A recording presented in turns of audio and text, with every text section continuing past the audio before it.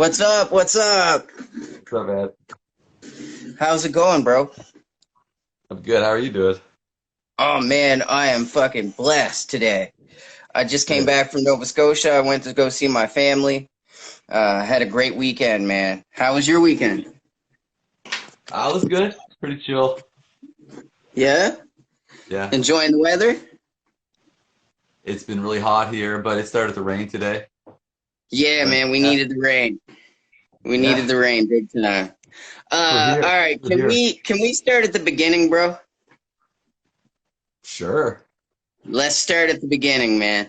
Uh what were you like before you encountered hip hop in your life? I don't know. Okay. At what age did you encounter hip hop and, become entranced with it? 7 years old. 7 years old. Yeah. Wow. Okay. What was the hip hop you heard and fell in love with? Um,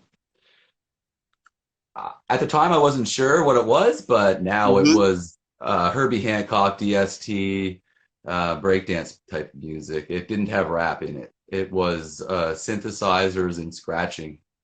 What year was that? Like it was that 80s, early 70s? What? 80 would have been seven. So I was born in 76. It would have been in Okay, okay, okay. 1983. Nice. All right. So Rapper's Delight and shit like that hadn't really popped off yet? It did. I think Rapper's Delight did, but where I lived, I wasn't able, I never got a chance to hear it. I think Rapper's Delight was out before Yeah. that period of time, but I lived on Prince Edward Island with no Yeah. internet and no real magazine stores to or even magazines at that point in time to expose the culture to me at that point in time. And there was no, it wasn't in pop culture so much. It was just kind of there, like for a It was minute. very fringe. Yeah, it's very fringe, very fringe. So how did hip hop filter down to you? Hmm? Say again, sorry. How did hip hop filter its way to you, all the way to PEI? Well, I heard a tape when I was young that my cousin had that had Rocket on it and Hmm. some other breakdancing stuff. I dubbed it off him. And at that point in time where I lived, there was like big ghetto blasters were a big thing, boom boxes were a thing. There was two gas stations in my little town, and there's a group of older kids that were there that were kind of one had a it was like a competition who had the bigger boom box kind of who was the dominant gas station to hang out at. I was Oh only wow. seven. Okay. Okay. Yeah, there was a rec center in my community as well at that point in time when I was young, and uh, it was a Were small you in community. Summerside? No, this is Muscush. So Okay. we were able Okay. to go there. We were able to go there, and that's where I was exposed to breakdancing because there was a big gym floor, and everybody was at that time in 82, 83. My power almost went out. I hope that doesn't happen. Yeah. Um, If it yeah, does happen, we'll go right back in. No stress. okay. Hopefully it doesn't go for any period of time. Yeah, Uh, man. so that's where I first seen it there with the people brought their like some kids brought their ghetto blasters and they played breakdancing music and they were trying moves that they had seen in places where I've never seen and I was just mimicking, I was mimicking the moves that they were doing and I fell in love with it because I heard the scratch and the synthesizers. I heard synths before, like in Phil Collins. I didn't realize what it was at the time. Things like that, Genesis, that were on the Yeah. radio, like the Hmm. scratch that I was just like, I never heard that. I didn't know what it was that made that sound. And I was like, I got to get more of that stuff. I had no idea what Yeah. it was. I didn't know idea it was a turntable. I just heard that, and I was like, I don't know what this is, but I'm hooked. That was me. That's from then on, it's been my life. Okay. So, uh, at what point did you figure out what was making the scratch, and like, were you like dead set on a mission to be the one making the scratch at that point? I moved to Summerside when I was 10 years old, and I met a guy that lived in my neighborhood, was into mixing music and a DJ type service.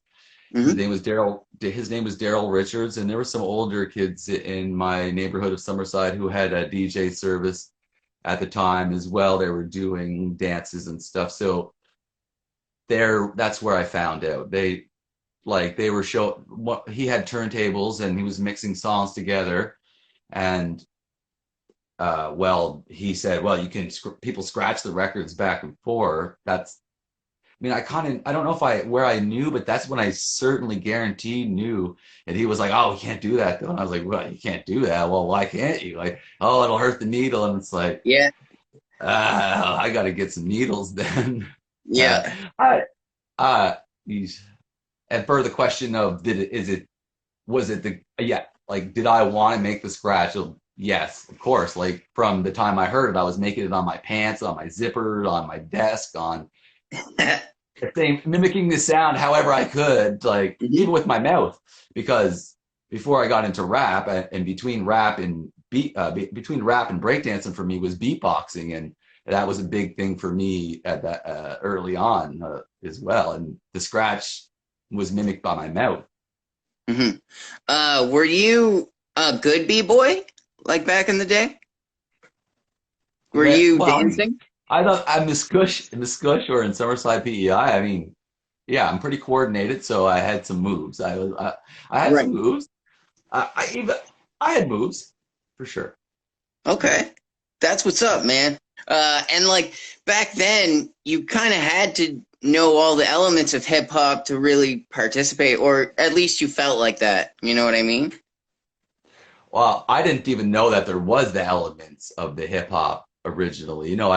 I got introduced one at a time and found out way later that they were all interconnected. Like Hmm. I always, I always knew that the graffiti was associated with the breakdancing because, well, I just had seen some things in my life, like watching movies or and such, where there would be graffiti in the background, and there'd be like, like even like RoboCop or something. But even older in RoboCop, you can see like there's like that they do a really bad job of mimicking the what it was, but they kind of represent it and show some shitty graffiti in the background and these guys with the ghetto blasters and stuff. And I was like, well, they're listening to the music I like. I guess Hmm. that what I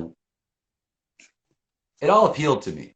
It all Yeah. appealed to me that, but it took a long time. Then you heard people coming in with rapping, and then you brought that in the beatboxing and the scratching, and it all just at one time I think people just added it all up.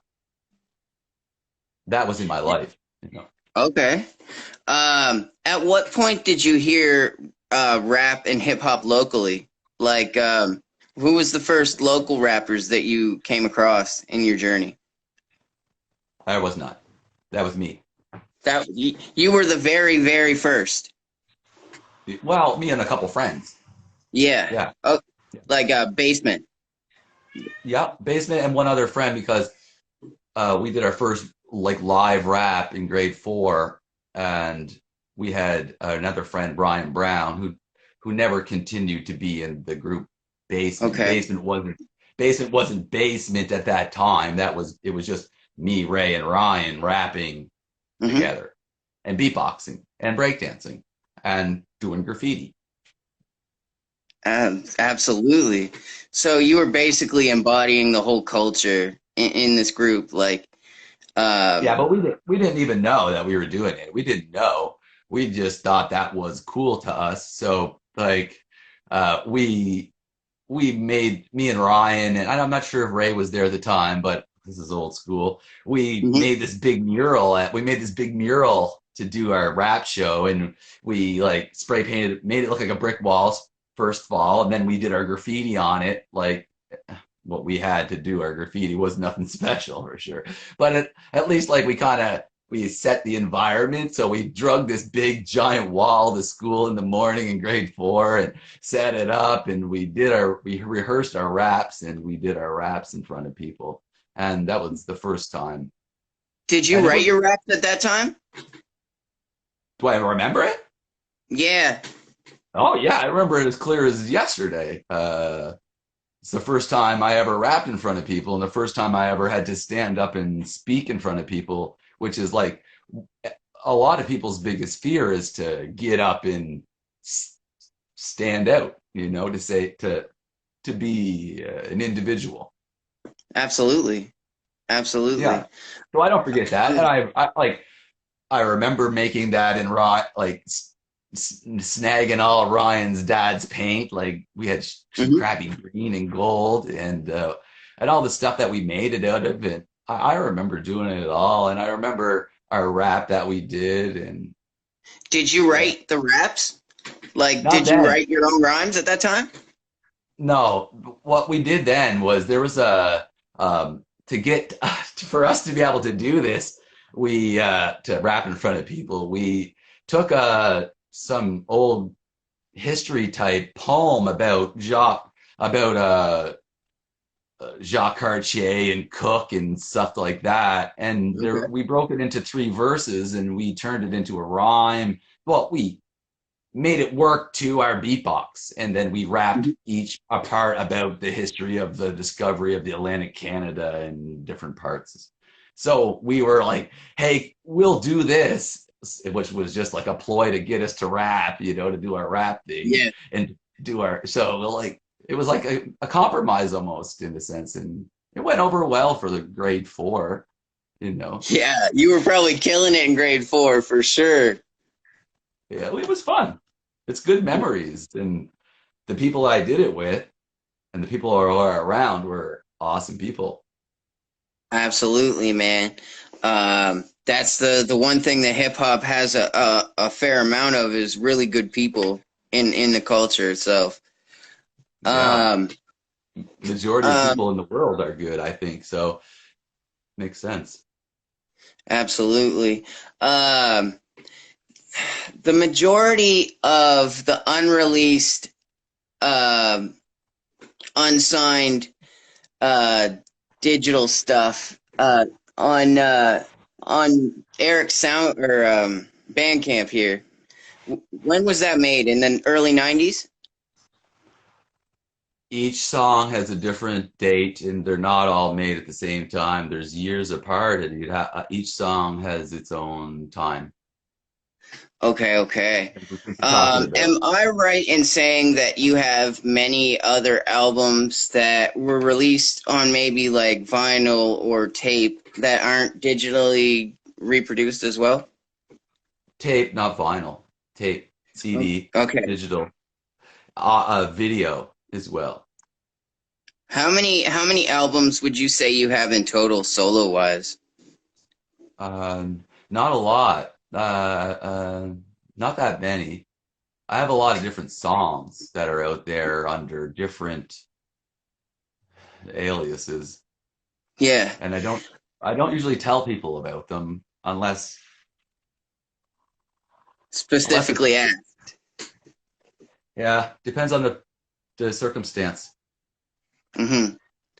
Um, what was your first rap name or MC name? Pep O Mint. Pep O Mint? Yeah. Yeah, it's a shitty ass name, hey? No, that's hard. I fucks with that. That's good.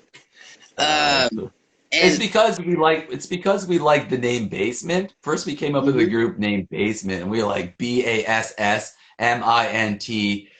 and we derived that my hip hop name from that. Basically, what was I gonna go by? I'll be the mint of the basement. Okay, okay. So you're the But there's some mint. old, speaking of old tapes, there are some old basement tapes. Like who knows where they are, because there's some way early audio recordings from the Hmm. 90s that are somewhere. What did you first start recording with?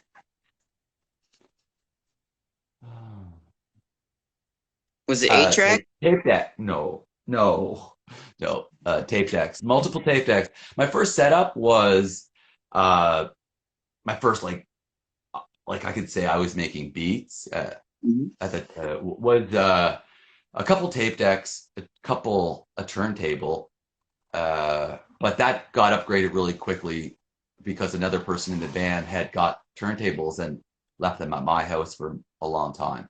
So I did have one shitty turntable, but Mhm. that original person that I had mentioned, Daryl Richards, had sold his turntables to Tommy Bigger, and Tommy Bigger was in and out of basement throughout, and it was a childhood friend of all of ours and grew up with us. Yeah. Um, so he had bought the turntables, and with the plan of being the DJ in our group, that's was like, oh, I'll buy turntables and I'll be the DJ for the group. And we were, that's cool. That's a cool idea. And he brought over those turntables. So we had those original turntables that I had talked about that my buddy didn't want me to scratch on because the needles. And well, they ended up at my house not long later. And then I had so some tape decks, and I had a big PA system that has a powered PA system, trainer PA system. It's the same PA system that Tragically Hip, not the exact same, but it's the same model PA system that Tragically Hip jams with. It's a powered PA system with 6-channel mixer on it. That was my first. My dad was a musician, and he had that as well as guitars at my house. And he worked at Radio Shack, so we had some Ghetto Blast like boom boxes and stuff that had audio outs, and I was able to uh, loop some records into tapes and then dub on tapes and play bass over top of it. And as time went on, very quickly things got added to that, drums and guitar, and the basement, which is my basement, became like a jam studio area for a lot of different people, like stuff like that. We got together and wrote and jammed and smoked and stuff. Absolutely. Um, so it was like you, Ray, and the DJ Tom QT at the time, Yeah, uh, and and Jason Ryan. Scott, a fellow named Jason Scott, as well, because it started off with me and Ray always just continued. We were best friends, and we continued to talk about rap and listen to rap, more so me than Ray at the time. Ray, I I like forced rap on Ray. We were best friends, and I like took his tapes and would dub over little spots like on his tape. That really probably pissed him off, and it was a wrong thing to do. But like, he had U2 tapes, and his family liked U2, and I like U2 too. I mean, I'm not a big fan, but they make pretty solid albums. There's no way you don't Hmm. sell that record many records if you don't make some solid songs. So I took an old Dell tape. At the end of a Dell tape, it says, "Ah, I wish my brother George was here." So I randomly went through all his U2 tapes and put, I wish my brother George was here. And so, yeah, guy, he really was peed off at me, but Yeah. he ended up getting into hip hop really hard. And so, whatever. And then you Hell, guys formed Basement and like, met Jason Scott. Jason Scott was rapping solo around that time. We ran into him. He was good. He was freestyling and he was good. So we were like, well, and he was nice. He was a nice person. So we were like, oh, man, let's get together and make a group. And Tom said, I'll be the DJ, and brought his turntables over. Mhm. And then we did some stuff at school where we had some like Eric B. and Rakim instrumentals, and Tom spun those, and then we all rapped over top of it some old songs we had that we had written. That's sweet. Yeah, Um, were you digging for records at that time? yeah, Or like yeah. you Uh, were digging in turntables or record bins? as soon as I met that Daryl Richards guy who had the turntables, the Nico turntables that ended up at my house, well, he was getting records like that he couldn't play, like he couldn't play Eric B. and Rakim because, well, it wasn't dancey enough and the girls wouldn't like it and it wasn't poppy. So I'd be like, it ended up with me. De La Soul Records, I still have them here. Uh, the rap tracks and stuff like that. Yep. They ended up with me. I grabbed onto them and held on to them with my life. Hmm. Absolutely.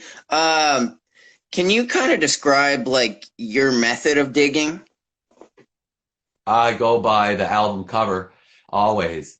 If I see that the art is good on the outside, that the art is most likely good on the inside.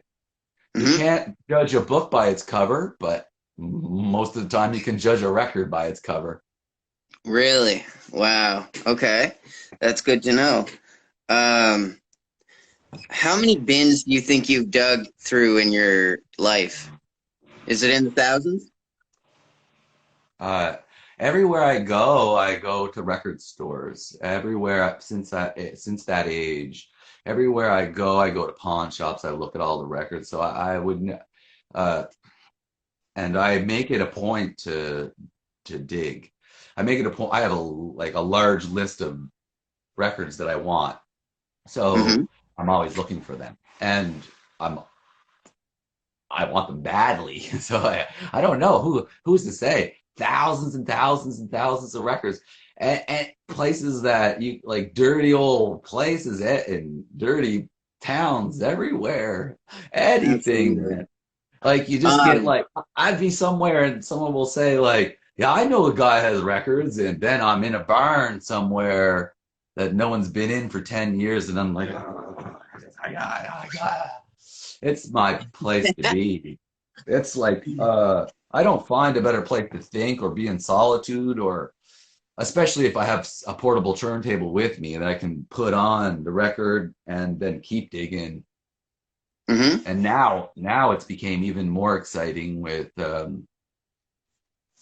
like pocket operators. I'll just want to show you quickly like this thing. I can take this with me and sample really easily. It takes two AA batteries. It's basically it's powerful as an SP12 back in the day. So and now you Um, put the pocket, the batteries can last a year. It wow. multi-samples in the bottom part. These are all this side right here is all sample areas, excuse me, like an MPC, but the bottom area they auto slice so you can chop your drums or chop your samples automatically and you can filter. It's got everything for $100. So you can take this Wow. and eighth mini it to your portable turntable, or if they have a turntable at the shop you dig at, and just don't buy the record, just sample it and post it out there.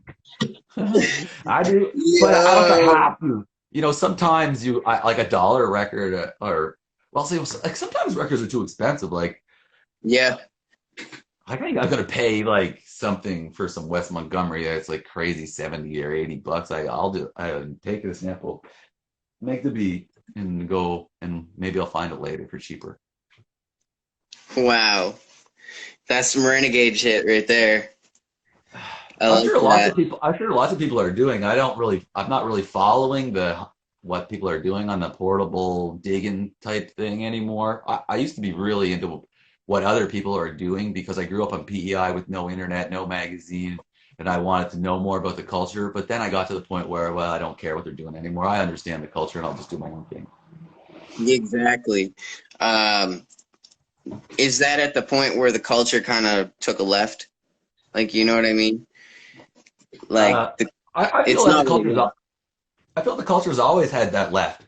The left has been around, like when I was talking about when I watched RoboCop, where I learned about graffiti and the association with graffiti and little parts of how the culture came, my little glimpses of the culture. You could see then that the corporations had manipulated it to be something that it actually wasn't. Because as I got a true understanding, well, it wasn't that. They always made it criminal and crime and bad. And well, when you look into hip hop, that's not what it was. Absolutely not. So, well, and not my opinion, and it's not what drove my love for hip hop or my moving force to make this my dream, my passion. It's always been a positive thing for me, hugely positive. Yeah. What type of music do you gravitate towards in hip hop? What subgenres do you really focus on? Inside hip hop, Yeah. well, boom bap beats are like, they're kind of just going right from my soul there. When I Yeah. hear really good boom bap producers, then there's a Uh-huh. lot of them. There's a lot of them. I can't help but love that the most. And conscious rap, when I hear rap that's saying something that can change the world or life, just a life. But you also have great party records too. Like I feel Yeah, like you guys make partying. music for the crowds a lot. Well, yeah, yeah. I think that's a positive thing to dance. It might make you want to move is a positive thing, and I think a lot of hip hop derives from African drum beats and dance, and so Absolutely. why It not keep totally that does. going? Why not give that? Why not get the groove going? Not sometimes there's a time and place for all emotions in hip hop and music in general. There's time to dance and there's time to cry and to mourn. That's It's true. there's different seasons, Yeah, and man. it's nice to make songs that you can play at different times. Mm. Where was your what was your mind state like when Basement kind of parted ways and like things started to change? Um, there's a couple points in time where Basement had lulls, where Basement took a lull and came back, and took a lull and came back. So I'm not. Are you speaking of the last time particularly? Because there was some times where band members have left, the group kind of defunct, Hmm. and the core members continue to go on to continue to make it in different areas due to due to environment. Like sometimes people would move or family split up, and Hmm. uh, you're not able to continue writing and being at the in the same places at the same times to work on stuff. Like for instance, Ray had his family moved to Brett Albin, so there was periods of time where we weren't able to get together and write as much as we were at the before that. Okay, okay. In between that, were you working on your own solo stuff? No, no, I never worked on any solo stuff, and I never thought of myself as a solo artist ever. I always like to work in groups with people. I don't like to work alone so much. I didn't at the time, or I didn't for a long time. I don't see Mhm. myself as like it's like good enough to be. Well, I'm an MC. I can drop it, and but I don't know if I'm good enough to be a solo hold is all owned MC. I'm like Black You Thought, definitely like are. or You definitely are. like there's some really like Rakim. Like, Hmm. could I do that? I don't know, but I feel like I could hold my own like on like a group like Easy or where I can fit well into a group and I have a I have a lot to bring to a group, I think, because I feel that I can make people around me much better than they think they are, and I can make them shine if they give me the chance to let them do it. I know it's difficult for me to convince them sometimes to say, "Oh, let's change your art around," but Hmm. I feel that if they let me do it, or if it somehow organically works, that it does happen, that it brings out some great things in people. I have a good ear, I think. I know what my talents are and I know what my weaknesses are. I'm not an amazing writer when it comes to like holding down a full song. Like I can drop killer verses, Yes, but you can. but but but sometimes you need three killer verses or like one really badass all long verse to really capture a song to live up to the shoulders that I stand on. Hmm. I totally get that. I want to respect the culture that and the forefathers that came before me. And like I look at Rakim and uh well, I just try to keep hold my own against that still. And he's from way back. And Yeah. uh, a lot of people, I think, just are rappers. I don't want to be a rapper. I'm not a rapper. You're an I'm a, MC. yeah, exactly. Yeah, Yeah, totally. I don't see myself as just a rapper guy. Like, No, you don't want to. Like no, for sure. I don't like that box. I don't like the box. I don't even like the box of hip hop itself. I don't consider myself a hip hop artist. I consider myself an artist. Hip hop's what I make almost all the time, or it is all the time, but it might Yeah. not fit what the box. It might not, Well, someone you might might say, not "Oh, fit that's in not there. hip hop, Ty," but well, it came from I don't know. I don't know how it couldn't be. I mean, anyone that has the knowledge of the culture the way that you do is surely an MC, but like rappers kind of get like a really bad rap of just being like the poppier side of hip hop. Do you know what I mean? Yeah, totally, totally. Well, that I think that's happened a lot, and since a lot of there's a lot less hip hop or groups, Hmm. then rappers don't get to be as good as they really could be because there's a lot of just rappers from my growing up time. They're not total MCs, but as three or as a group of a couple, they're all awesome that way. Like I think of like Hmm. um uh let's name any group like Fushnikins. Like they're Yeah. not typical MCs, but they're all rappers and they're really good at it. And they're on the edge of being really hard, like really like well, like anybody could debate me and say they are MCs, and I'm not going to argue with you, but Right. I, you could also say that they're more rappers because they're in the group, you know. Okay. And you don't see much of that now. They're that same skill level is put into a solo area. Yeah. Um, I kind of feel like what separates a rapper from an MC is the knowledge. Um, Well, yeah, just for sure, you because know, it's going to come out in your lyrics. Wisdom. I mean, yeah, you're going to be talking about something if you have brains. If you yeah, have if you have knowledge, then you're going to know things, and you're going to be able to say the things that you know. yeah, Yeah, absolutely. I'd say that's Um, is that why a you're so point. into the counterculture of hip hop? No, no, that's not my fault. That is the counterculture. Uh, I, that's just because I like that part. I like the boom bap. I like more like to the. I just like good rap. Like that is like holy But good crap, holy rap is shit, that's kind of fucking awesome. anti-propaganda, right? Like, Right, and right. I don't like corporate stuff. I really yeah, don't like corporate stuff. I don't like I don't like violence, but I don't at times like I know there's a place to talk about it. I don't, but it's mhm, not all the time. I don't like selling the sex and drugs and all these different things. Like I'm more about uh either say nothing and make it fun and positive, or say something. yeah, absolutely.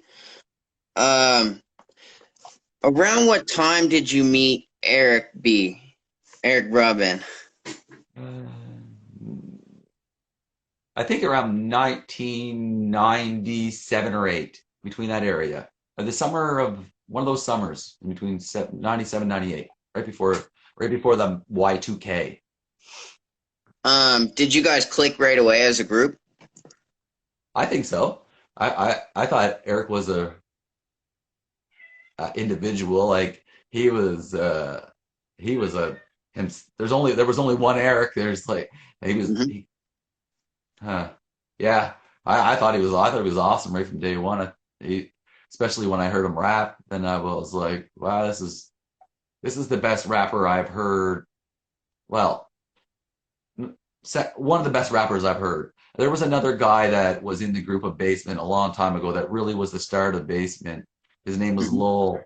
His name was Lowell, and he moved away right after him. He didn't get to play any shows with us, but that's a battle. That was my first battle where like I had competition, and that was a bowling alley battle. But for speaking of Eric, we never battled. Me and Eric collaborated and like worked off one another when we freestyled, and or Hmm. even from the right off the jump. And I was super impressed by his originality and his own style and his wit and knowledge and skill. Hmm. Hmm. I feel like you're kind of the same in that way. Like you have your own unique style and like, but you're very like based in knowledge and grounded in that traditional hip hop aspect. Um, but like as a group, you guys kind of come together and form Voltron. Do you get what I mean? Wow, Like, I, that's very nice of you to say. I would like to I like to think so. I like to think that. And that's like my goal. That's our goal. Our goal, I think, when we come together like that, we want to be our Voltron at least. You know what I yeah, mean? Like what we can do together. And you were definitely PEI's Voltron. Like for everyone good. that For, I talk yeah, to holds you guys in very high esteem. that's awesome. Uh, Uh, yeah, that's a nice that's a nice thing to think. yeah, man. What was it like when you guys started working together? And yeah, what was it like when you first start working with Eric? Um, well, it was very organic. It was very Yeah. just like spur of the moment. It was like uh Eric's like, come on over to my place. Let's try. I got some little setup. Let's try some shit. And we got Hmm. over there with a bunch of guys and we rapped, passed the mic and did some recording, did some rapping. And I remember that. It was a Eric. Eric probably still has the same amp. Like I think the same amp that he had then that we recorded on then. Like, and it Hmm. still has the same crackling on the same potentiometers as it did back then. Like he's always like fiddling with it to get it to like not sound so horrible. But man, the damn thing has been lasting forever. And yeah, so it was that we recorded on just like a tape deck with some beats. And but it evolved. Eric's Yeah. dad, a musician, he had a Yamaha 4 track, and a Roland a 727, I think it is, or 707. One of them. I think it was a 727. They look a lot alike, so I get them confused. Anyway, Hmm. we made some drum stuff on that, and we did some recording. I had got some gear too, and it just kept going all the time. What was the first trick 707. project that came from that? Uh, oh, Home? like the first serious kind of thing was Eric's dad had helped us with a song called Summer Days that was mostly Eric's joint that Eric kind of put together from a really dope sample. Hmm. Uh, Pacific, I think it's Pacific Gas Company. I think the name is of the album. I think that's a sample. It was a dope. It's a really funky sample and really, it's poppy, it's dancey, but it's good. And he wrote this song Summer Days. But what ended up happening was his dad and him remade the beat on a 4 track, and then we did some rapping to that, and that was like the first kind of sit down serious recording, other than one other time in my past in Summerside, but that's in Charlottetown working with Eric. That's our first sit down, kind of like took this serious and like we're gonna do stuff. We're gonna make it big, man. You know. Yeah, man. What was the adrenaline like in that studio at the time? Were you like really pumped or? You know, it's always been very similar with me and Eric and John too. Because whenever John Michael was with us at that time a lot, when those guys we're all in an area together, it's very calm and chill, and it's very always very the same. It's Hmm. very it's a good atmosphere to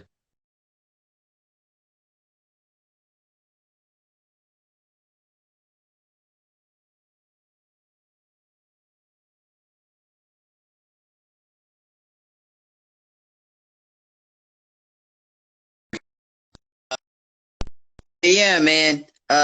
Did you catch that? No. Okay, Hit, so hit, hit I'll me just get again. it. Throughout the whole, since the very first time that I worked with Eric and John Michael, who was there a majority of the time, well, a lot of the time, at least probably maybe half the time or a third of the time. Mm. Even, no matter what, when if John Michael's added to the mix, there's no change in the dynamic. It's a very calm, opposite of hype. I mean, we might get hype for a second when a beat comes on, and then it's hype like, oh yeah, yeah, yeah, and Yeah. then we sit down, we turn the beat down, and then it's all like, okay, we all sit down. It's the best environment that I've ever been in for exchanging ideas. They're both very open-minded people and original thinkers, individuals who have unique ideas. So it's a pleasure to be working in that area, and it's such a opposite of hype. It's very calm for the majority Yeah. of the time. I really I love hearing John Michael on tracks because I know he's always going to come with it. I don't think I ever got to meet him, but I always loved hearing him on stuff. You guys really had a good dichotomy, I think. Yeah, he's a great guy. I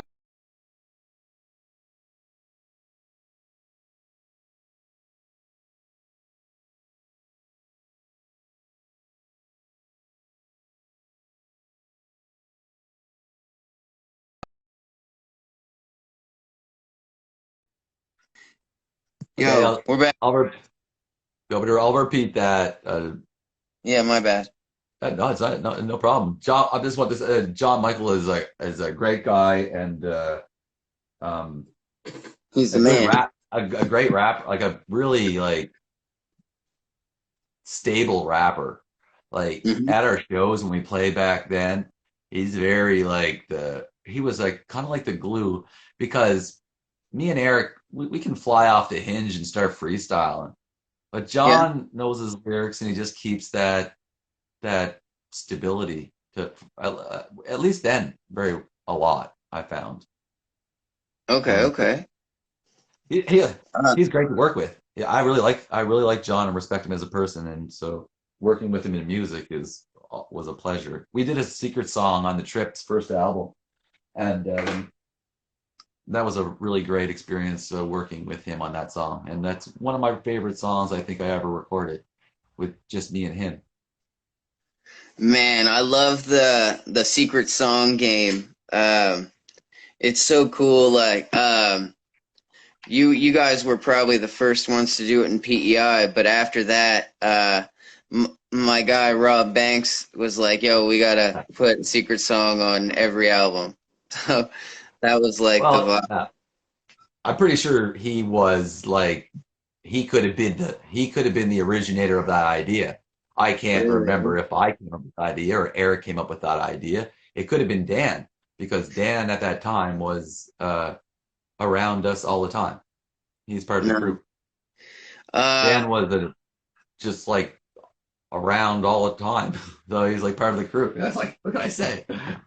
yeah. You know, he's like Um, he was always just in the background doing his thing, and like, was he working with Bill at that time? oh, yeah, yeah, yeah, yeah. At that time, when the first Trip album came out, him and Bill were working on some stuff. Yeah, for sure. They were working on that first album that they worked on, that they did with like Label Jars Not People Yeah, yeah, and Eddie and some PEI classics. Great rapper. absolutely. Yeah, man. Bill definitely doesn't get the shout outs that he deserves, man.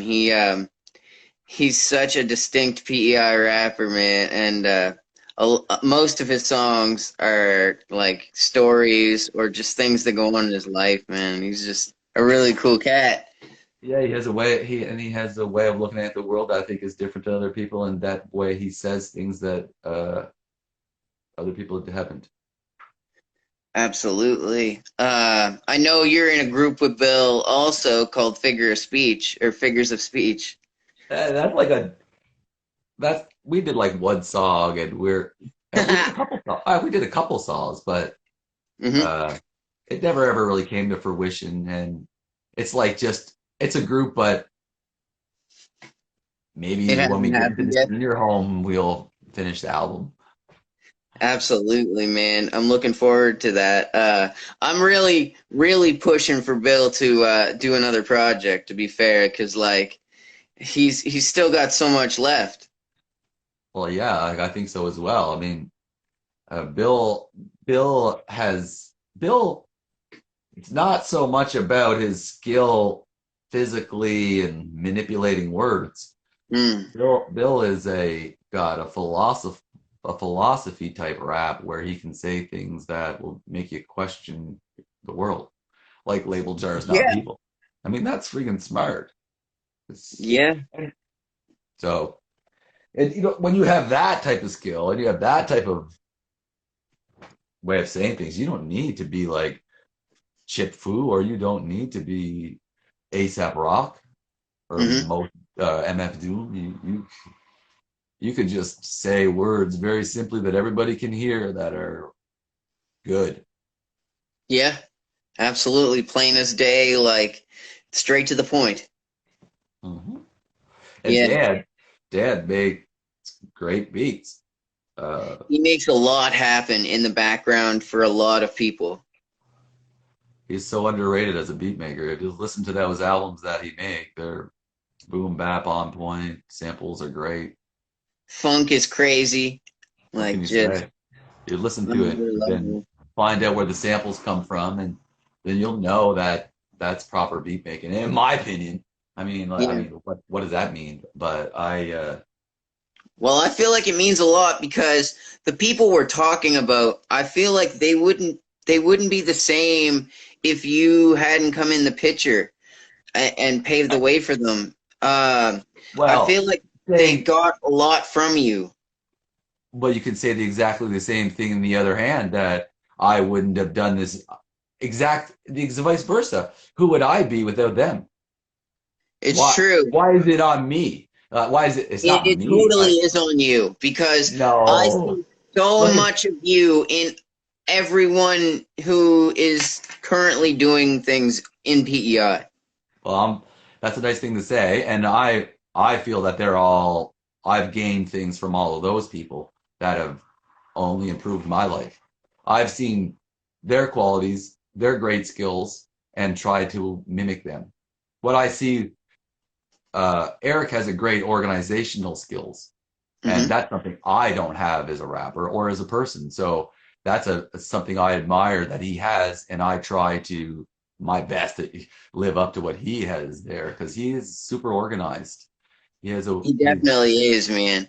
Um, he the way he even organizes albums on Bandcamp is just so like on point. yeah. Um, Uh, and I I feel like I that's why a I lot of would people trust him with their music. yeah. Well, he's a trustworthy person. He's trustworthy. If I say that word right. He's very trustworthy. So it makes Yeah, sense. man. Totally. Um, Talk to me about Busted Mike Connection. That's like in Charlottetown after we were doing Dice Mob in Basement. So when I met Eric at Confed with John Michael, and when we got together, and I sort of joined the group, the Dice Mob group, and it was Hmm. me, Eric, and John Michael. But I also was like, oh, I have my own thing on the side with Ray, didn't live in Charlottetown, and we were basement. So then we Hmm. started playing shows together, like with some really cool groups and stuff at this band called Diamond at the place called Diamond Nine, and Yep. uh, some other places as well, like sporadically during that time. Hmm. Um, so and then there was K Flow and Yep. Jeff and some younger guys from their group, like area, and Yep. I was super impressed with Kyle when I first heard him rap, and I was like, oh man, like you got to keep doing this. You got to get like you're so already naturally talented at this that like I just want him to reach the potential because I've never seen anybody with so much potential in rap at that age as Kyle. Never. I agree. Like I see He's a I, beast. like he was more advanced than me at that age. Like not on maybe the beat making and trying, because I had to make my beats. Like there was no way to get beats, so if I want to rap, I had to like spend all this time trying to figure out how to freaking make beats. Hmm.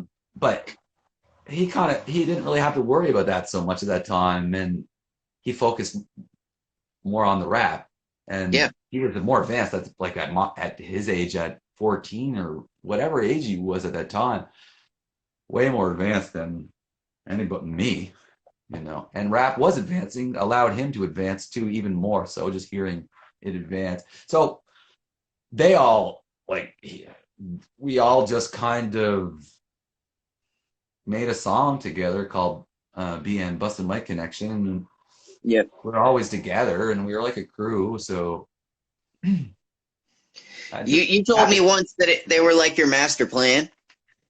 it was my master plan. Yeah. Yeah, it was my master plan. It was a 100% my master plan. I had a master plan and it just wasn't able to be put through. And I wish it would have been able to be put through. And I see a lot of it in today though. Like just like pieces of you, whether it be like Dan, where he produces a beat like you, or like he passes that on to Mark, and like you know what I mean? Like it's been passed, all your knowledge has been passed down, is what I'm trying to say. And like, I can just see all of it, like in what the progression is now. we didn't have a lot of, there was no internet really. There was internet in 1998, and I had it, but I mean, Mhm. it's not like today. And you couldn't go, where would you go to search hip hop? Or I don't even know if the term hip hop was really going around in 98 so much. Like hip Right. hop, it was. I mean, hip hop's from African Bambaataa and it was coined a long time ago, but it wasn't Yeah. so synonymous. People were calling it rap. And when PEI, like there nobody knew really what it was. So as we learned more, as I learned more, and as Eric learned more, and as all these people who were all together learned more, we just passed it on to one another, and that happened. We didn't have anywhere else to get it, so who are you going to get it from? And I don't know, like uh, it's only because I was earlier. I started earlier, so that's the Yeah. only reason. Because it could have been, maybe I would have been born later, and then Eric would have showed me Hmm. whatever Yeah. he learned. But I feel like that's the disconnect in the new generation. I feel like my generation could have failed them, like passing down the knowledge and like the culture and things of that nature. And like I feel like that's where you guys went right in the fact that it's so like passed down throughout the generations. Yeah. Because like you can't, it's hard, like peer pressure wise in the hip hop scene in PEI, it's hard to be a whack rapper because people will let you know. It always was hard to be a whack rapper, though. You couldn't. Like I'm It just was, saying you can't get away with that. And like people like you help pave the way for that type of energy. well, yeah, well, we didn't let it get. We didn't let people get away with it back then, though, either. If people were Hmm. going to be going to say you're a rapper, well, then I we were going to make you show that you were a rapper. If you're going to call yourself a rapper where we were, or you were going to come on to our island calling yourself a rapper, and Yeah. we were going to hold it down and make sure that you could rap. And if you could, you can join the team. Yeah. Exactly. Oh, Um, but even if you couldn't, there's still room. There's still you can still play third base. You can still play short. You can still play a different position. We still have lots of positions for you to play. You don't yeah. have to be the rapper out front. No, Or totally. you can, there's Um, so many were areas. there a lot of away acts coming to PEI early on? Not hip hop. See, Yeah. what I started in Summerside, my first live show were not hip hop. All my first shows were multi-genre shows, which was in a phenomenal time on Prince Edward Island for music.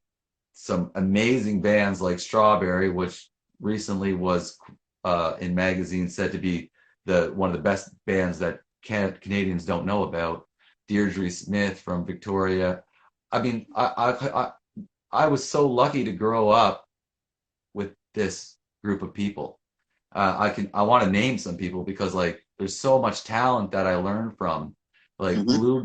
Blue Gillis, who was my first bass player. He was into he showed me Bob Dylan and the Beach Boys, and uh, he would play Beatles bass lines and with drums. So then I'd rap over them. I'm like, that bass line's sick. And he's like, that's the Beatles. And then I'm like, really? It allowed me to hear the Beatles in a different sense, like take the bass out and play it by itself. Where before I listened to the Beatles and I was like, oh, she wants to hold his hand, whatever.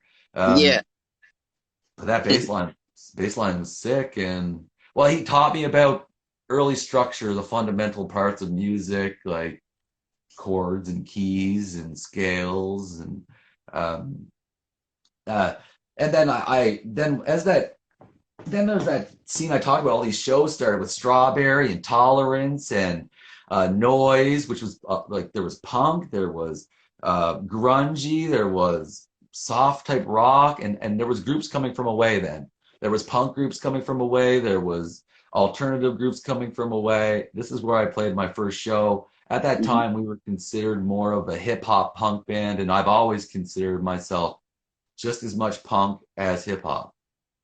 I Yeah, I don't could see the, totally see I that. don't see the difference.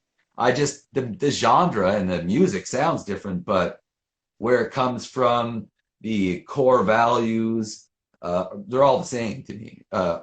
When hip hop is best used, or rap is when you say something, and same with punk. It's Hmm. and they're musics that like God Save the Queen or Fuck the Police. They both are very similar in what they're saying in a so out there when you first hear them, but so right. Yeah. And even to this day. So, and they come from the streets, they come from poverty, they come from using nothing to make something, old Hmm. shitty instruments. Like now everybody's got, oh, I gotta have an MPC, but I don't look at it that way at all. I like to use junk. And rewire it. Yeah, exactly. When did you get into tinkering with devices to see what other things you could make them do? When I got sick of my gear breaking and relying on other people to fix it. Nobody's good. If you want to do something right, you got to learn to do it yourself, or you expect your expectations to not be reached. If you want something to be done right, artistically or anywhere in the world, if you need to. Yo, we're back. Instagram always cuts me off. That's all good. Yeah, man. Uh, we were discussing your love for tinkering with gadgets, and it came out of bare necessity because you were just tired of, you know, um, making Radio Shack fix it, or relying on other people. Um, Yeah. is That, that where you basically got your love of everything tech? And is that where the name comes in? yes. Yes, and sort of, yeah. When I was a kid, all my whole life, I've been ripping shit apart, and uh, I used to go to the junkyard with my uncle, and I always had dreams of like, oh, I could take all these things and make a spaceship or some shit to get the space. I like gotta build a bunch of build something out of nothing, all this stuff, Mm-hmm. and so I'd rip shit apart, and I was working with little motors and stuff when I was a kid, and then. So I was got later on. I've always been ripping shit apart, and I had to solder and iron and stuff, but I didn't know anything about electronics at all. Mm-hmm. So I had a sampler I bought at Radio Shack, cost me like $300 or something, and I after like 2 years, it was they had it longer than I had it. Like I had it for 3 days, and I'd send it away and come back in like 4 months, and And it was just ridiculous. So then, but it was like a shitty ass sampler anyway, like 8 second sampler that was built on a mixer. But I didn't. Mhm. I was poor, and where are you gonna get that shit on PEI anyway? To like, I didn't even know about samplers really. That like like I didn't know about SP12s or anything. Anyway, so I got a keyboard, and then I started fucking around and seeing if I could make the keyboard do something that better than what it was. And then I went on the internet, and there was this isn't before 2000, and there was a site like Learn Electronics online, and Mhm. then I just started reading all that. I read that whole site a couple times, and then well, then I learned electronics, and then I started figuring out how things work, what all the different components were, and that led to my career, and that led to me building like being able to afford a lot of gear because I was able to buy gear broken and fix it, or buy a bunch of gear broken, fix it, and sell it. So a lot of my Mhm. gear that I got end up having, so I have a lot now.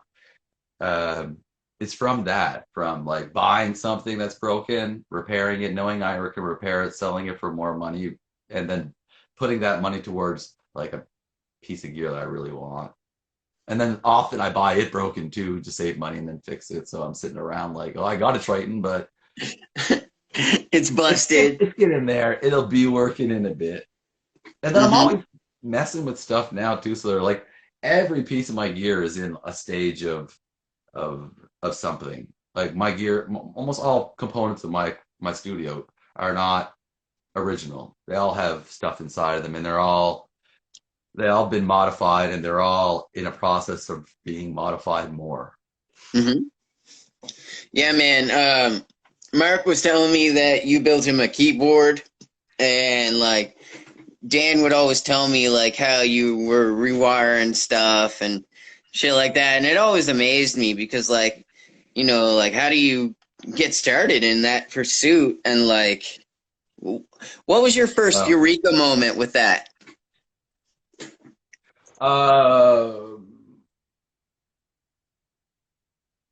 uh, when I had an SK, when I got that, when I went to a pawn shop and got a Casio SK1, which was a sampler from 1986. It was like the first, the commercial sampler that people could buy for around less than $100 and have it in their house. You probably seen it. People used to burp in it. It has yellow, like yellow buttons on it and stuff. Hmm. Maybe you haven't, but people used to I probably have. burp. But then I figured out that by just connecting a couple points inside, that it completely changed the sound. And then, well, it didn't only change the sound with that point, those 2 points, but it changed the sound with a whole bunch of points, places. And Hmm. then you can put, then I realized I understood electronics because I was reading that website, and I was like, well, I could just put a switch in here, and then I can turn on that sound when not this with the switch, or I can have a button there, and just when I push the button, it will make that sound. So once I realized that I could put components in between the rewiring, Mm. and then I got a understanding, or at least um, electronics are complicated. Yeah, Electricity is they are. complicated. Electricity too is complicated. So I don't even think it's fully understood, to be honest. No. Um, but the more you get an understanding for it, the more you can do things when you get inside of stuff, like re-engineering stuff and rewiring things to make it do what you want to do. And you just learn about new components and new stuff, and it just continuously evolves. And well, for me, I went to school. I I got a passion for it. I really liked it, and then I went to school, and then I did it 12 years in the army as a technician. So I got to work on like all sorts of different electronic stuff that I wouldn't be able to work on in the civilian world. No, absolutely. And like with that being said, I definitely want to say thanks for your service because like the military is a job that not everyone can do. So like, Yeah, um, it's really a big deal. Um, when outside acts started to come to PEI, how did PEI accept them, and what did they think of PEI's look at hip hop? okay, so we're gonna talk about mostly hip hop shows then. When hip hop Yeah. shows started, okay. So like the first group I guess that would have came over was Hip Club Groove, and Hmm. we had heard them. We had heard them. Their tape got to the island, and it was in my town a big deal. Everybody loved the Hip Club Groove, every freaking track, and they had a video for shooting the gift. And I Hmm. when they came over, like we were so stoked that they were playing, and a lot of my friends, we all made our way to go see them. Hmm. And to us, uh, even though they were from Truro, we knew they were from Truro. They sounded were so good that they were like I looked at them myself as like um, gods almost. Like these guys are Hmm. doing it right. These guys got these beats are awesome, and these rappers are awesome. These guys Hmm. compete with they're world class world class group, and they're coming to play for us, and we were. Absolutely. And I was lucky to have the opportunity to meet them there and rap with them, and that Did was you really were awesome. you able to open for them at that point? No, no, we were into hip hop, so right off the bat, we went right up to them, like because I was with Basement and Hmm. Basement Crew, which was like B-Boy and Todd Gallant was there, and uh, some guys that rolled in my crew then, Danny Moisen probably. Um, Hmm. so we went up and they had like I remember Corey had a kit bag with him with like third base written on it and like public and I think yeah I'm not sure if he had public enemy in the logo but I definitely know he had third base on it so Hmm. I was like oh man you like third base I love third base and then try to just get a conversation going with them and hopefully that they would talk to us and tell us a little bit about hip hop we just Hmm. wanted to well myself I just wanted to learn more and that's it.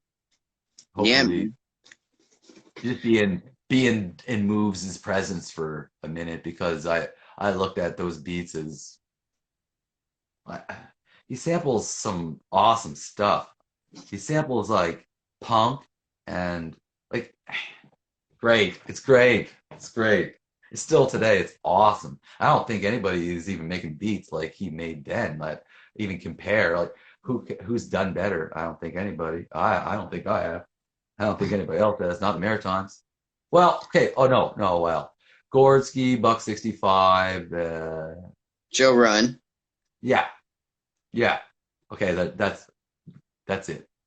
That's But maybe a that few having more, and been there's a few said, other guys. There's a few other classes got better at making beats, and there's some other hmm, people too, like that have got into beats, like after making hip hop for a long time, like Josh Martinez and they're yeah, not starting off as beat makers like Move, and a DJs like Moves was. Moves like that was like that's his focus. yeah, he was completely all about the beats and the DJing for sure. Um, and Super cool. definitely an East Coast legend to be sure. Yeah. With an awesome persona, like for Hmm. us, I don't know. I thought he was just like Terminator X has his thing, DJ Moves has his thing. I like that. I'm a big Totally. fan. I was a big fan of them, and a lot of people in my town growing up, like that was played like just as much as Tribe was at parties and stuff. Like we played Hip Club Groove like as much as anything else, if not more. For sure. And did they respect the music that you guys were making at the time? Well, we didn't really have like we weren't like oh yeah check out our demo or anything. We didn't have like studios to be dropping shit. We're from PEI. We didn't have Yeah. shit, you know. But they respected us enough to let me on stage and rap, or at least they thought, well, let's see what this guy can do. Hmm. I'm gonna, and it allowed me to hold my own against the group that like rappers that were respected in my community. So then gave me a lot more respect. Like people wouldn't just say like, oh, he's that rapper guy. Like they'd be like, Ty can kick it. He can hold his own. He's the rapper. I Um, held my own. So was it hard trying to be yourself in a place where hip hop wasn't really necessarily cool?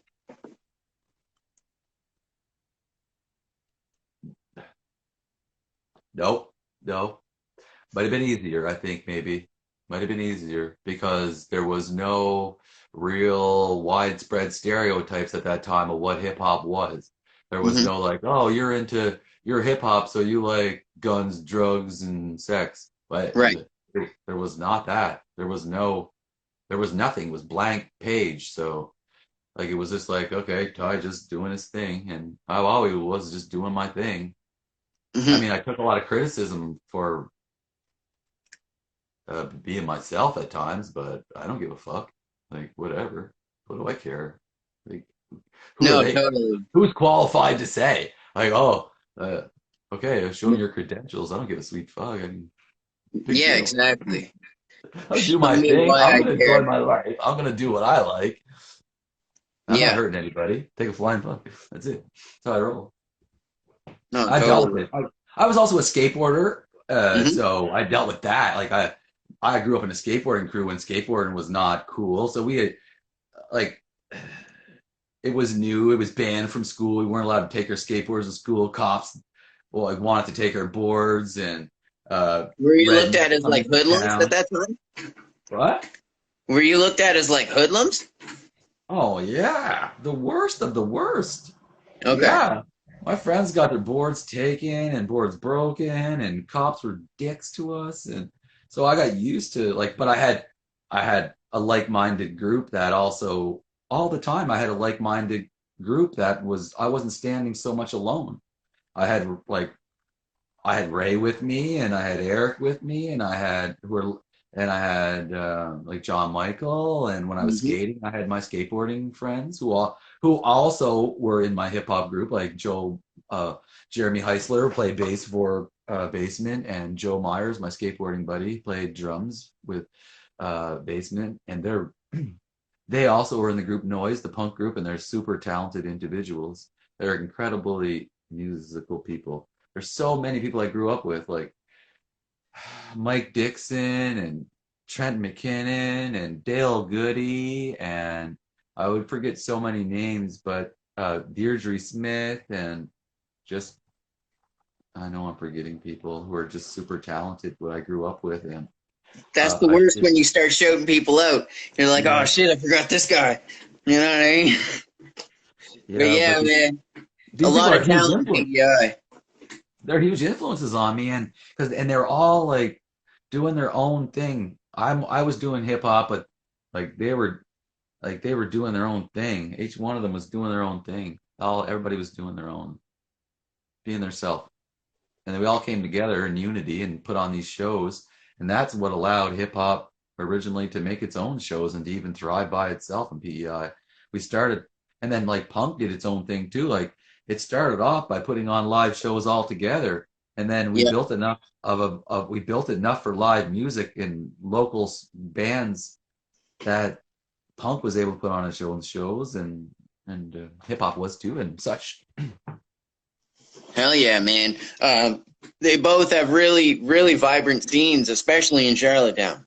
Um, Yeah, a lot of people came from that like whole vibe of just like doing variety shows and like until the point where like their scenes were sufficient enough to just support themselves. exactly it. That's exactly it. That's how it went. Like start like as I think back into time, you see more and more variety show type things taking like being a more of a frontal stage thing. Like Hmm. one of our first shows was like as Basement when we were starting to get locked down was we played at lunchtime on our stage at the high school. So we just got up on stage. Ray had a broken leg at the time. We got up and played a fantastic show, like for our capabilities. We did well, and and then we played variety shows at our school and other type of thing, variety battle of the bands and things. That's how we started out. Hell yeah. You've done a lot of shows over your decades in hip hop. Tell me what's your favorite show that you've done? My favorite show was a underground punk hip hop show at a place called Johnson Tire, and it was a Johnson Tire show. It was in Summerside in a maze of tires, Hmm. and you walk through this maze of tires, and then it ended up in back of a transfer truck, and that's where the band stage was. So it was wild. That was one, and then there's a couple really that really stand out. That was one because it was so unique, like, and Hmm. there was punk bands from away, like pretty big underground punk bands from um, out west. I can't remember who they were, but they were cool shows put on by my friend J.D. Johnson, and his father owned Johnson Tire. And Hmm. that time that was my first hip hop solo show. I played as basement, but I was the only rapper there. And Trenton McKinnon was my guitar player. A different Jeff Gallant was my bass player, and my drummer was Neil Wiley. Wow. So you were really like a hip hop band. Say again? Yeah, say again? You guys were like a hip hop band. Yeah, for sure. Hip hop punk. Hip hop punk. We Yep. were our my style back then was a lot faster and a lot more aggressive, and I used to play with like a ski mask on, and I was scared that when I first played my first show, I had a lot of stage fright, and I put on a ski mask, and I got over it. As I got over it, I got rid of the mask. Wow. Yeah. Wow. Dude, that just blew my mind. Because like when you said like performing in a ski mask, like I like all I could think about is shallow graves. Fucking and Oh like yeah. Or they're like like so Top Down, synonymous with that. and Yeah, yeah, Top yeah. Down has their logo is that. Yeah, Absolutely. But that's like before all of that. Like, you know what I mean? That's so crazy. that was in 1996. That is crazy. Yeah. Wow. And we did faster songs. We had a song that started off slow, and then went faster with the same bass line, and the same bass line then get sped up to like really fast. So it was like a mosh. It started off as like kind of a somber song, and then a more hip hop song, and then a really fast like mosh song. Mm. That was probably our hit song at the time. It was called "Kick It to Your Folks," and that was the hit song. Like if there was a hit song, we didn't really have an album. We did have the Joe the Crow tribute album, and that we sold that for lunch money at school and for booze. We used to sit at the end of the lunch line and sell our shitty tapes for money.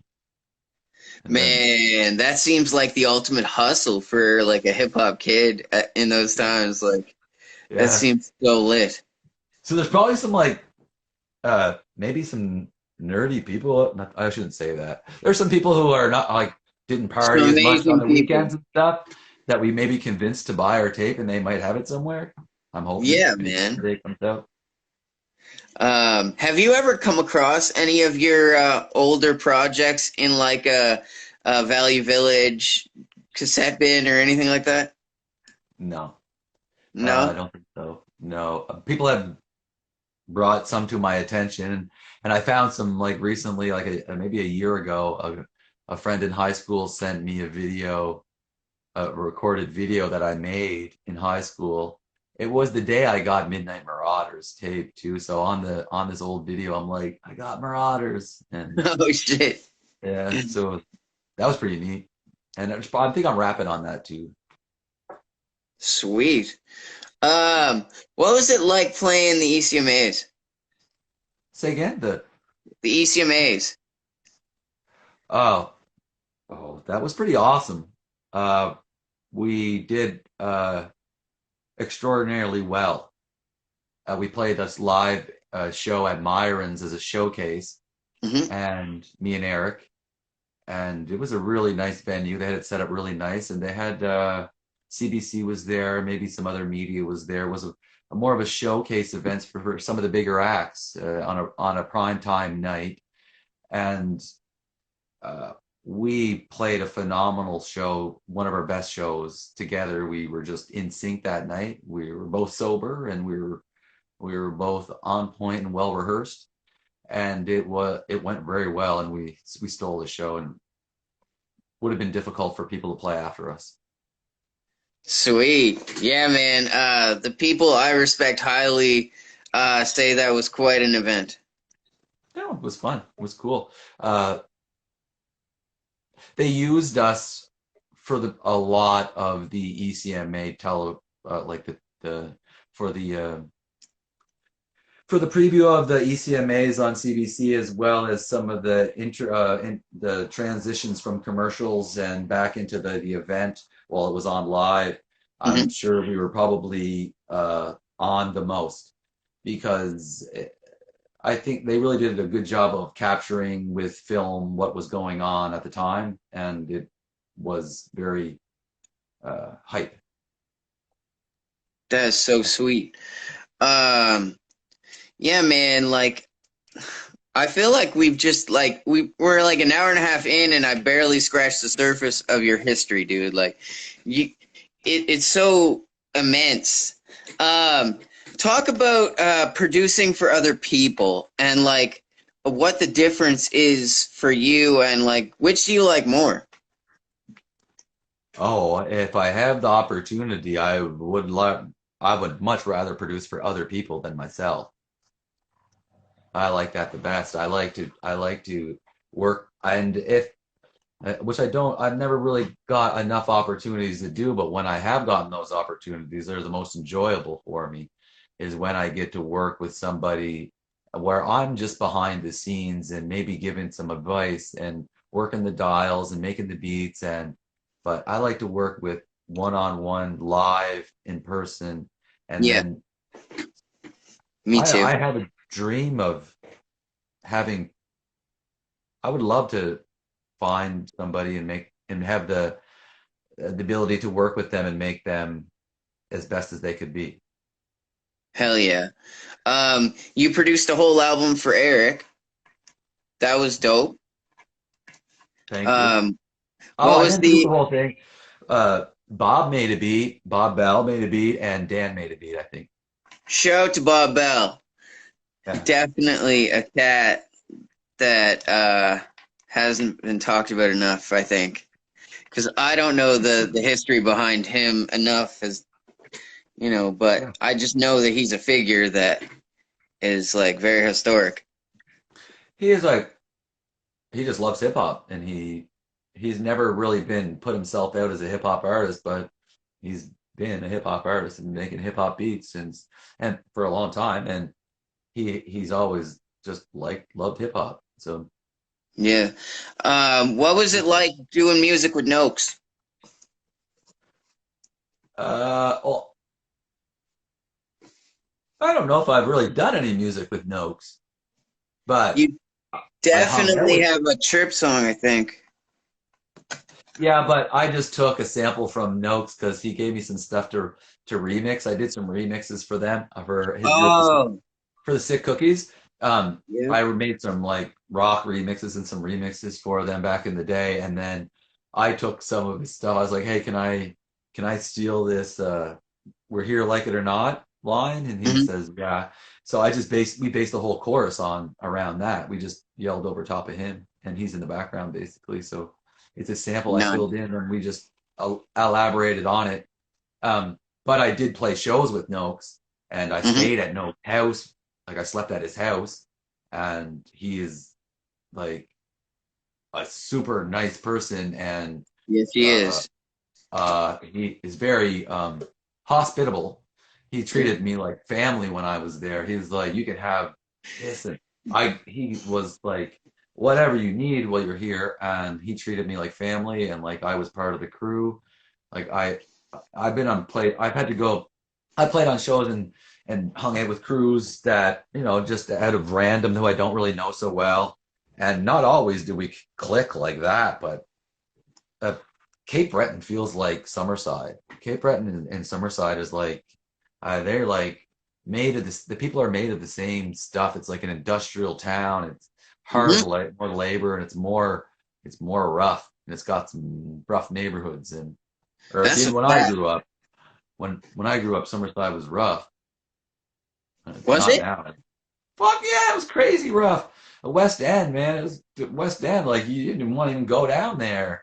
They people I selling can't even gas. picture that in People my selling mind. gas like in gas cans to in mason jars, and yeah, every other house was a bootlegger down there, and it was pretty rough. That's Rough. wild. Yeah, there's well, one of my friends who I mentioned earlier, a great musician from Prince Edward Island, Mike Dixon. He does a song called Duke Street Rag, which is all about how tough it was in our town growing up and how the West End was not a place to be messing around. Like, Yeah, because I wondered like where some of the harder edge stuff in your music came from, and like that totally makes sense to me that like you grew up in a rough spot. fair. That's what separates me and like I have more violent stuff in my lyrics because I grew up fighting. I was a skateboarder. These rednecks come into town and mess with us, and I got in a lot of fist fights on the streets. I Really, fist fight a lot of fist fights. I've been in lots of fights, lots of that's fights, crazy. and I never lost. PEI seems so peaceful in comparison now. You know what I Mm, mean? I don't Like, know. I've I been haven't been in there. like some of the low income spots in Charlottetown, and like it was pretty chill. Like everything was cool. Yeah, Charlottetown was kind of rough when first moved there too, Yeah. near Bayfield and up by Dorchester, or I mean, another little area by Black and White. By Black and White, the grocery that store there was, you know, it's pretty. There was some rough stuff. There were some people going around Yeah. were rough. There was Alakai bikers. and 2020 always tell me stories about Bayfield and like some of the shit that went down. Yeah, it used to Like, be way rougher on PEI. Way yeah, man. and where in Summerside when I grew up, there used to be a military base. So Summerside basically was like twice the size that it was. That closed down during the Mulrooney when Mulrooney was prime minister. They Hmm. brought in the GST Center as a replacement, but um, that base brought a lot of people from all over the country and all over the world to bring a lot of bring music in, culture in, and that all and scrapped fights as well, and that all disappeared when the base went away, and so at that time, Summerside completely changed. It didn't have its edge anymore. It didn't have its lost its grit. Yeah. I mean, they made Prince Edward Island just a great place to vacation. Like you could come there and not get mugged and shit. Like, you're perfectly safe. It always was pretty safe that way. It's usually just like younger generation. Like when I was in my 16s, there was like I was in some brawls that were uh like I don't know, like maybe 70 on 70 or something a couple times. But it wasn't like gang violence like that. It was just like wild No, kids. just fists, Yeah, just yeah, fists. totally. Um, yeah, man. When you look at the scene today, how does it make you feel knowing that you kind of started everything? I'm I don't look at it that way at all. If I if I was gone, if I wasn't there, it would have still happened. You think? Yeah. I don't know, man. I feel like you were Uh, the catalyst that just made everything take place. Faster. Well, maybe like I had some influence on the direction Yeah. and how it, and how like I put on shows and Eric put on shows like there's like some information that was passed on between some people and Hmm. that influence would be gone. But I mean, hip hop got so big, like at, uh, Yeah. I maybe had a boost to help boost it at that Mhm. time and got people and made it cool. Um, but or help people realize it was cool. Yeah. Uh, it was already cool. I mean, all I It, had to do it was was play it cool for to my. you for Not sure. that I did any work. Like, listen to this EPMD tape. That's dope. Yeah, it's like I didn't have to do any work there. Just play for people, and um, so it would have got around anyway. Like there was another group that came after shortly after me that I talked about, or Eric talked about, I think, or Be Okay. There are some Yeah. rappers and a DJ from Charlottetown doing stuff at the same time, and it's debatable who started first. I'm pretty sure I was, and That's the well, consensus that I have gathered. It it was doesn't you. matter anyway. It doesn't really matter who started anything. It doesn't matter to me. But the thing is, like, just shows you that it was growing there. It was going there. Like even if I was eliminated, it would have still did its thing. I can't control that. Or I might have had some. I like. I Hopefully, think I you had some pushed it direction. forward. Then, like, it would have probably happened, but it would have been like maybe further Different. into the future Yeah. or something. Yeah. Yeah. Yeah. Or done differently. Yeah.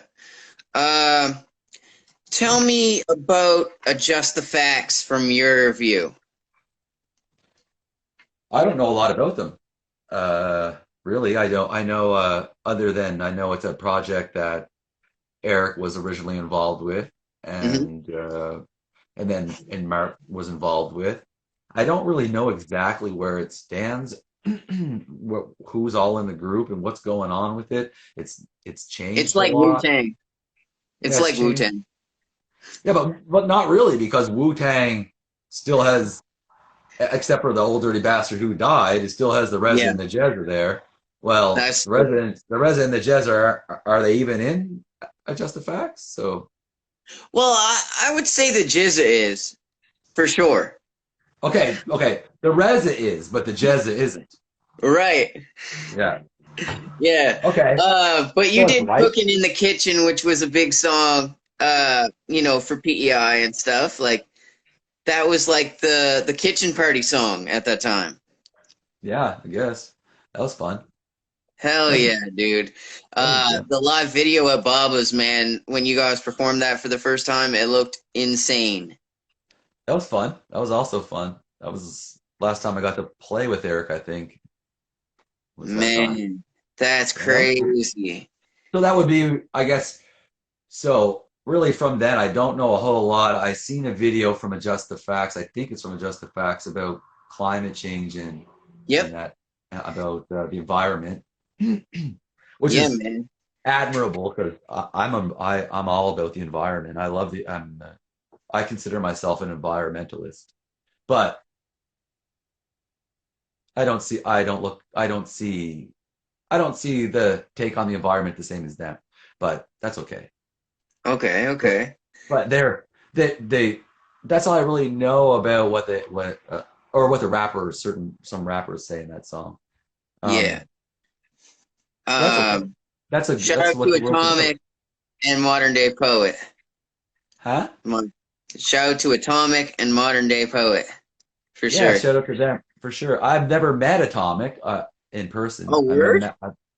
No, I don't think so. I don't. If I have, Wow.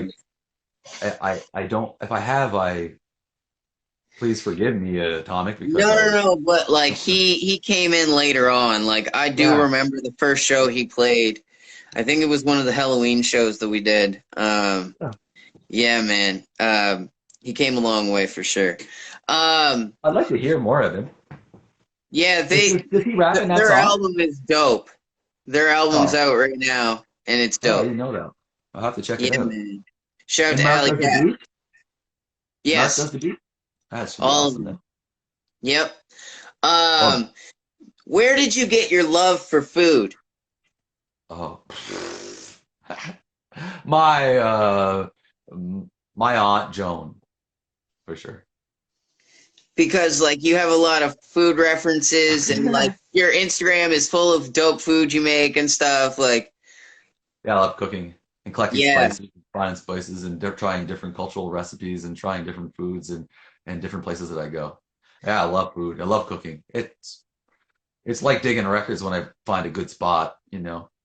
I absolutely, dude. It's what I do after I'm done digging. I come home, put the records that I like on, and then cook food. Nice. What's your favorite thing to cook?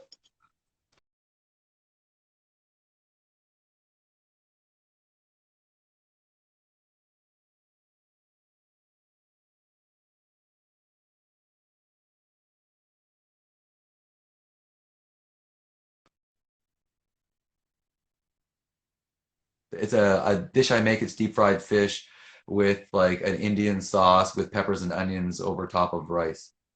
Oh man, It's that like sounds good. haddock, then cut into squares, and then you batter it and deep fry it, and then you have your rice, and then you put it on top of the rice, and then you put your sauce over top, and it's like a curry type sauce, but not so curryish. It has curry in it. That's Yeah, probably that's my favorite right now, but it changes like a all the time. tomato-based curry, Uh, like I a believe butter so. chicken. Yeah, I believe so because I use I found this sauce in the like cultural aisle, and then Mhm. I add some spices and adjust it. Absolutely, man. Uh, in our journey, we the crew and I fell in love with poutines, and then like over the time of me coming to PEI and like me and Rob Banks going to restaurants, we like landed at Indian food spot, and so like our dream food is kind of like a butter chicken poutine or something like that. You know what I mean? Like You can that get would that be. here. You can get that here. Like Oh I've seen it. man, Like they have so many poutines here. The poutines here are insanely good. Or they have anything you can think of it for poutines in Quebec. They have them where I live yeah, here. man, and you got the good cheese curds up there. Insane. And they have Sneaky, some bro. insane cheeses. You know, they sell them like on the counter. They put them on the counter in the morning, and they so many people buy them. The cheese it's gone. Like there's bags of cheese. When I first came here, I was like, what's with the cheese on the counter? Like they put that in the fridge, but it's gone so fast. Like they come in and it's gone. It's crazy. Hmm. I love Fuck it yeah. Even the cheapest poutine in Quebec has real authentic cheese curds. always. Even Yeah, like man. even like Burger King has the authentic cheese curds. They have to, or I feel like you'd get run out of town. Yeah, probably would. Yeah. Yeah, Yeah. for sure, dude. Um, what is your take on the world right now? Because it's like your music is so it's not political, but it's like it's very like against the propagandized ownership of anything. So like give me your view on like what we're going through right now. That's a loaded question. Yeah, it Uh, is. I know. I caught you off guard with that one. um, well,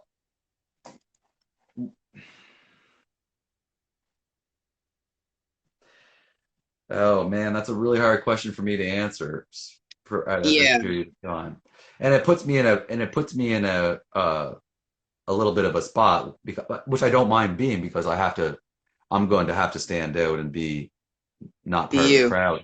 I'm not part of the crowd on this. Uh, I think that there is an agenda happening that's trying to change the world into super communism that's derived off the Chinese example that's been happening. And they're trying to change the rest of the first world into the fourth industrial revolution. And I believe it's ran by eugenicist technocrats who are basically the Nazis. that have never gone away. They've won the war. People often say, what would it be like if the Nazis won the war? Well, we've been living it, and they've just been hiding this whole time. And you can see them taking our guns away in Canada. I'm a gun owner. I'm not a big gun guy or anything, but I'm been in the military for 12 years. I'm trained to use it, Hmm. and it's gone now. They're going to take it away. But this is a very a dangerous world, and it was dangerous way before 3 months ago. I Yeah, mean, we are on a ball floating through a solar system around a giant nuclear explosion. Uh, that's a fact. I And don't like, like to put my safety in other people's hands. And like I said earlier, if you want something done right, you need to do it yourself. So I want to be an adult and take responsibility for myself and my own family. And I don't want to call the police if something happens. I like to just look after myself. I'm a nonviolent person. Well, like I said, I've been in fights before, but yeah, yeah. I don't go around starting fights. I don't pick fights, but I will finish them.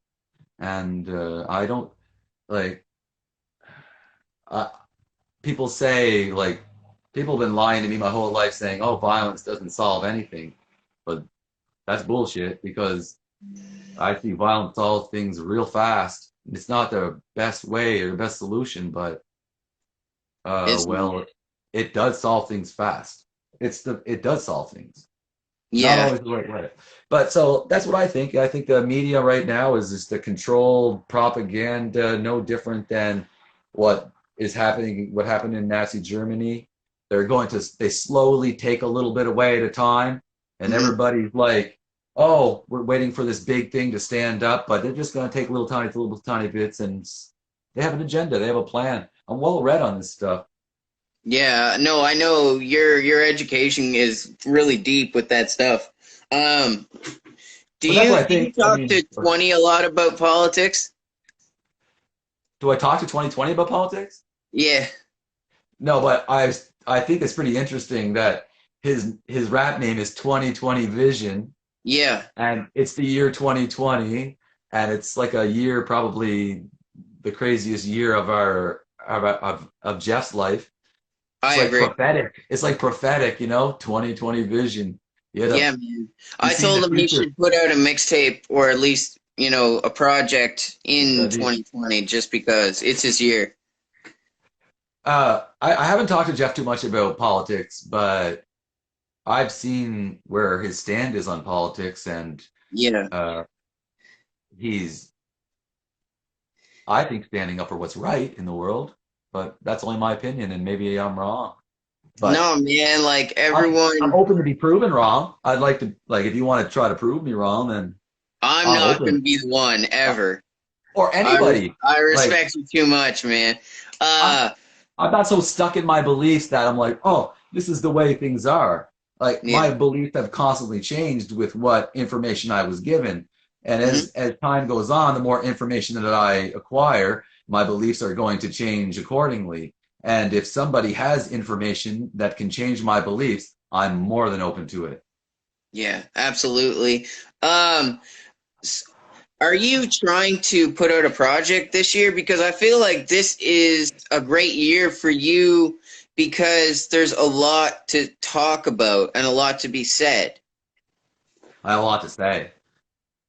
I have a lot to say. So yeah, of course, there's like there is. I have most of it already and all finished. It's basically just tying up loose ends now because Are we going to get it this year? yeah, this for sure. There's no doubt about it. It's Sweet. no doubt about it. This will probably be Thank my you. first solo album that I really even care to put out because I found for a long time I didn't find anything I had to say, and now I have a lot to say, and the words are Yeah. easily coming, and they to me they mean something, and they're all it's already writing itself. So Yeah, man. I feel like now more than ever is a time for hip hop to step up and like speak its mind like it's traditionally always done. that's why the corporations have stole it. That's why they've Yeah. made it and changed it because they're so damn scared of music. It's true. Music is the opening. What like look at what it's always done. They stole rock and roll, they stole jazz, they stole soul, they Hmm. stole funk, they steal it all and Yeah, manipulate, stole punk. They manipulate it all and take it away from what's root value and what and that and the angst and the fight back and God save the Queen and fuck the police. right. But that's what all the right stuff, all the what's like the power of music is when you say fuck the police. And everybody's like, what? Did they just say that? And but it needed to be said for a long time. And they said it and it's for Absolutely. fun. And same with God Save the Queen. It was like, yeah, how come Johnny Rotten, how come it took this long for Johnny Rotten to say this? Like you would have thought 100 years ago a punk band would have already said it or a rock band or something else. The power of music, incredible. Yeah, man. It's a universal language, I think, like because like sounds move you in different ways. And Um, rap. With rap, you could add so many. It's got lyrics, and lyrics yeah. are, you just you could just hit points and Yeah, man. And like man, usually I'm the type to pull out quotes from MCs that I'm interviewing, but like your flow is so different like with the multi-syllables that you use and stuff like tell me about like how you kind of perfected your style. the way I write raps is pretty much the same every time. I have a beat on, or well, there's two ways. One way is that I get a beat. I'll just be cleaning my house or doing something, whatever, and then I'll get a beat in my head, and a melody and lyrics will just kind of come to me. Hmm. That's like that that's one way. Then another way is I'll make a beat and then I'll sit down and I'll write. But I write every line like I write the line and then I go back to the top and I rap it and I write the next line. I do that till it's all done. So at the end, like I have to read, I'm like wrapping it all out, and then I fit the next line to the last line and the whole thing. So it takes a long time sometimes for me to write a rap, but when I'm done, I have it memorized because I've went through it so many times. Hell yeah. How did you link up with Twin Lizard? Oh, that was through Dan on MySpace. Back in the early MySpace days, Dan was talking to him through MySpace and said, "Oh, this Twin Lizard guy was into what we were talking about," and then we decided to do a collaboration, which I think worked out really cool.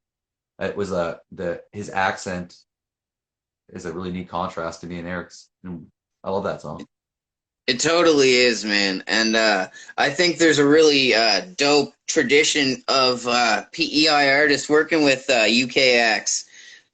You can see it like on Practical Academics when they do, and like, you guys kind of did it as well. So like, um, Well, Rob or Dan was the one who set that up. Dan yeah, was instrumental. That was his idea. So he then just to continue that process to get in some different features and some rappers who were good. Because we had also we had to also work with some other Canadian people like Cancer and well,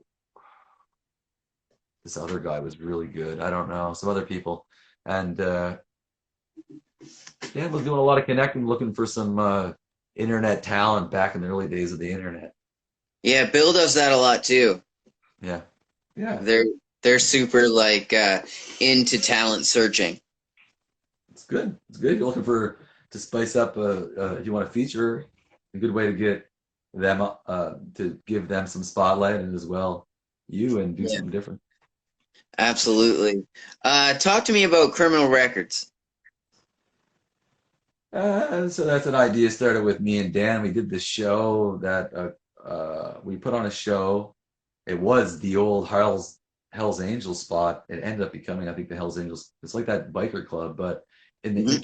intermittent time, we put on a show there, and we got Class and some of his buddies over, and then me and Dan. There was a hip hop shop there on PEI at the time, Hmm. and me and Dan met at the hip hop store, and we put on this show, and we decided to like mix our skills together to do what we could do uh, on starting a record label or getting music out. Yeah, So he man. had he had some internet skills and some like it's almost like he had things that I didn't have, and I had some things that he didn't have, and we were able to Hmm. share them, and teach each other. Yeah, absolutely. I feel like that's the story of PEI. Everyone was just pitching Sharing a in lot. what they had I, and I try, making something. I tried to facilitate that atmosphere of sharing with people. I tried to be open. I hope I I I want to teach people to all of the parts of hip hop, and if they want to know what I learned, I'm more than happy to teach them or show them or give them tips. Or unfortunately, the young generation doesn't seem to want to listen and take heed. They're on their own, but it's okay. Yeah. No, I understand why you would say that because it totally feels like that to me too. It's Um, it's a but like, disadvantage. I mean, not listening to the people who have already made mistakes is just stupid. I mean, you're going to make mhm, your why make the mistakes yourself when you can skip them by other people's experiences? It's a no-brainer. absolutely, dude. Especially if they're Um, trustworthy people. Like Eric. He gives people advice all the time. He's a super trustworthy person. He's not going to lead you astray, and he's not going to say like he's not malicious. I've never known him to do a malicious thing in his life, so he's not going to be no, like, oh, like do this because I'm going to get into like he has like a behind the scenes like agenda. No, he's going to tell you it because he wants you to not make the same mistake he made and to learn and like then you can like catapult over that. Don't waste yeah, your time on the things you don't need to waste your time on. He's going to try to help. totally, yeah. He's got good advice too. Like he's going to give you sound advice, and so are others like Jeff. Like he's went, Jeff and those guys, they went through experiences and they've I went learned. through a And lot, man. yeah, Um, that generation had like a lot of turmoil. I feel like uh, in their early days, and like they had to figure out how to kind of bring it back together in a yeah, way. in a bunch of different ways. I think that in a whole bunch of senses. I think that that happened a bunch of times, and I think that because everybody want like a bunch of people who still make hip hop today after a long period of time and still love hip hop, well, they're not going to go away from it. So they just continue to gravitate back to one another and try to work things out because they all like look at Jeff. Jeff just is like a hip hop fanatic since I met him, and he's always been a hip hop fanatic. He's not gonna change all of a sudden and be like not like hip hop anymore. I could never imagine that. No, Um, he's been like since every time I've ever probably talked was like you hear this or did you listen to that or like I got this tape or this thing, and so it's like yep. no, he's not changed. You're not changing that. He has Nor the is music Eric. IQ of a very advanced DJ. Yeah, like totally. Oh yeah, he's totally Jeff. Holy man. Yeah. Yeah, he's for sure. No Yeah, doubt. man. Listen Um, to a he's listening to probably more hip hop than me, to be honest. I'm, I've listened to his more hip music, hop but IQ I'm is older. insane. He's listened to more hip hop. That guy he's a real hip hop head. Hmm. Absolutely. He's always sending me stuff like, yo, check this guy out. Like, and it's like a deep cut from like 10 years ago. And I was just like, wow, Awesome. how do you get that? That's what I like to find too myself. I like looking for those old uh, 94 YouTube street Mhm. cuts. Like it just shows a cassette, and I'm like, what is this group? I don't know, but it's on my favorite list, and I'll be listening to it for the rest of my life. Fuck yeah, dude. Um, Man, I really don't want to take any more of your time. I really appreciate the chance to catch up with you and get all your knowledge, especially now that I'm recording it and stuff. Like, it really needed to be documented and shit. The history of not only you but your province, and so I really thank you so much for your time, sir. Oh, my pleasure. I greatly appreciate the opportunity to give my 2 cents on all the questions that you posed to me, and I hope that uh, I I hope I gave positive responses, and this is all comes out to be a positive outcome. It totally is, man. I feel like the Maritimes does